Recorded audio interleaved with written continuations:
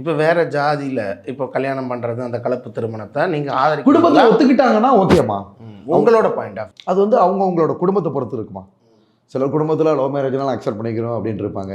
சில இடத்துல எல்லாம் கிடையாது, நம்ம வழியிலேயே போகணும் அப்படின்னு நடப்பாங்க. அது ஒவ்வொருத்தவங்களோட சுய விருப்பம் இல்லையா, அதை வந்து நம்ம கருத்து சொல்ல முடியாது இல்லையா. பெரிய பெரிய ஜாதிகள் அப்படிங்கிற சொல்கிற மாதிரி இருக்காங்கல்ல, அதுக்குள்ளே மாற்றி திருமணம் பண்ணால் அந்த பிரச்சனை வரல. குறிப்பாக பட்டியலினத்தில் ஒரு பையனை கல்யாணம் பண்ணால் மட்டும் இந்த மாதிரி ஆணவ கொலை வரைக்கும் போயிருக்கு. ஏன் அப்படி? அது நல்ல கொஸ்டின் தான்.